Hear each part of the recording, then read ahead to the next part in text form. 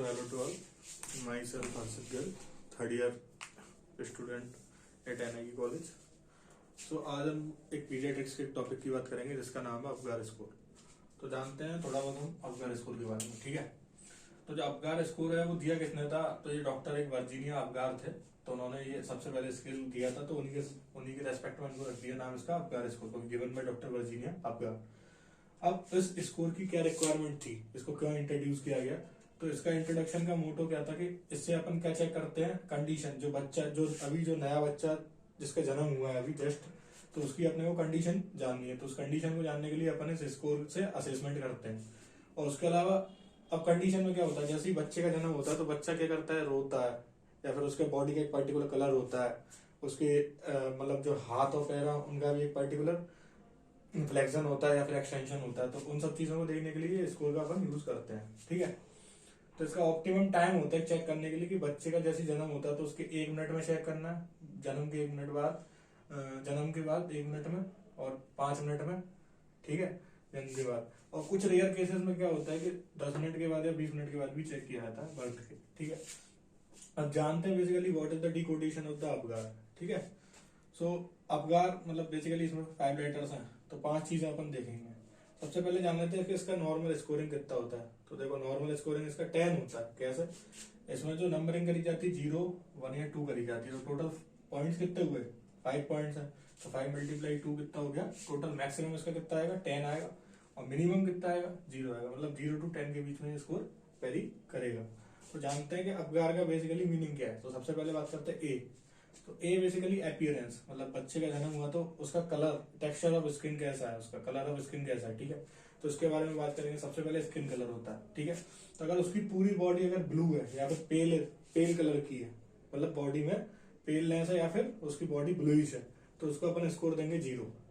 उसकी बॉडी तो पिंक है, जो नॉर्मल कंसिस्टेंसी है या फिर नॉर्मल जो कलर है वो पिंक है, लेकिन उसकी जो एक्सट्रीमिटीज है दैट आर ब्लू. ठीक है, तो उसको अपन एक स्कोर देंगे. और अगर उसका पूरा बॉडी नॉर्मल है, पिंक कलर की है, तो उसको अपन 2 स्कोर देंगे. That child is normal. ठीक है, उसके बाद बात करते हैं पल्स रेट की. तो पल्स रेट की बात करें तो पल्स रेट बच्चों में अपने को पता होना चाहिए नॉर्मली कितनी होती है. 120 to 160 पर मिनट, इतनी पल्स रेट होती है नॉर्मल बच्चों में. ठीक है, तो अगर पल्स रेट एब्सेंट है बच्चे में तो 0 स्कोर देंगे. ठीक है, अगर उसकी 100 बीट्स पर मिनट से कम आ रहा है तो उसको 1 स्कोर देंगे, और अगर 100 से ज्यादा आ रहा है तो अपन उसको 2 स्कोर देंगे. उसके बाद बात करते हैं तीसरे पॉइंट की, रिफ्लेक्स इरिटेबिलिटी. मतलब बेसिकली तुम उसको कोई स्टिमुलस दोगे तो उसका क्या रिएक्शन आता है बच्चे का. तो उसमें अपन बेसिकली ग्रीमेस देखते हैं. तो ग्रीमेस क्या होता है? बच्चे के फेशियल एक्सप्रेशन. बच्चा मुंह बनाता है ना अलग तरीके के स्टिमुलेशन पर. ठीक है, तो बेसिकली अगर तुमने उसको स्टिमुलस दिया तो उसको अगर कोई रिफ्लेक्स नहीं आया तो हम बोल देंगे there is no reflex irritability. So उसको अपन स्कोर दे देंगे 0. अगर तुमने स्टिमुलेशन देने पे उसको फेशियल मूवमेंट अगर केवल दिखाई दे रही तो अपन उसको स्कोर दे देंगे 1. और अगर उसको स्टिमुलेशन दे रहे हैं तो उसको कफ हो रहा है, स्नीज हो रहा है, छींक रहा है बच्चा, खांस रहा है, क्राई कर रहा है बहुत अच्छे से, तो अपन उसको 2 स्कोर दे देंगे. ठीक है, उसके बाद बात करते हैं मसल टोन. नेक्स्ट पॉइंट है अपना मसल टोन. तो मसल टोन बेसिकली बच्चे की एक्टिविटी देखते हैं.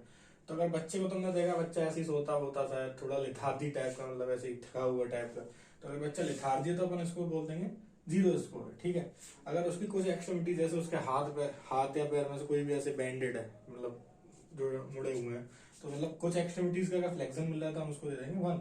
और अगर बच्चा एक्टिव है, सही से काम कर रहा है, हाथ पैर भी उसके मुंह अच्छे से कर रहा है, तो basically that score will be 2. तो that child will be active. तो muscle tone of that child will be active. ठीक है, सो स्कोर विल बी 2. ठीक है, उसके बाद बात करते हैं रेस्पिरेटरी रेट की. तो रेस्पिरेटरी रेट की भी अगर मैं बात करूं तो रेस्पिरेटरी रेट बच्चों में नॉर्मली कितनी होती है? ये होती है 40 to 60 पर मिनट. ठीक है, इतनी होती है. ठीक है, लेकिन यहाँ पे अपन रेट से कंपेयर नहीं कर रहे हैं हार्ट रेट की तरह. तो यहाँ पर रेस्पिरेशन क्या होता है बेसिकली, अगर एब्सेंट है बच्चे में तो 0 स्कोर देंगे.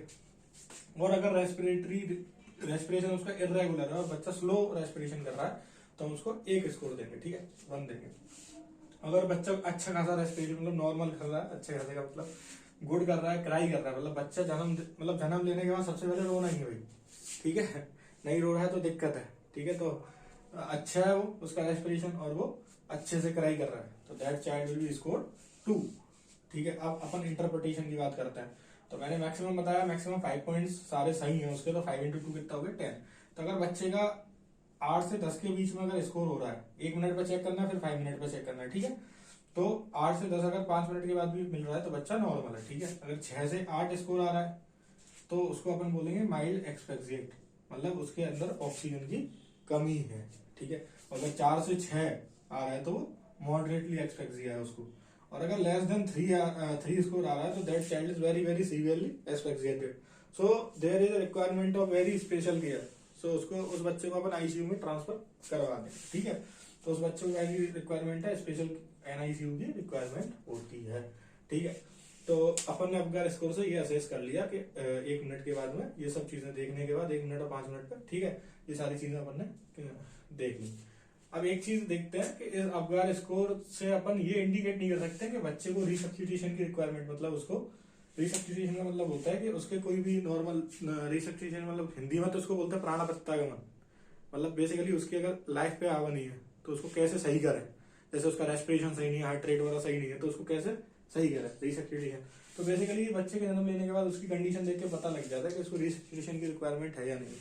तो विद इन 1 मिनट में किया जाता है। अब चूंकि स्कोर अपन 1 मिनट के जन्म के बाद 1 मिनट में चेक कर रहे हैं ना, तो इसलिए इसकी कोई इंडिकेशन ये रिसब्स्टिट्यूशन के लिए बताएगा नहीं, क्योंकि रिसब्स्टिट्यूशन विद इन 1 मिनट ही कर लिया जाता है, उसको गोल्डन 1 मिनट ऑफ रिसब्स्टिट्यूशन बोलते हैं। तो इस तरीके से थोड़ा सा इसका ड्रॉबैक हो गया, ठीक है।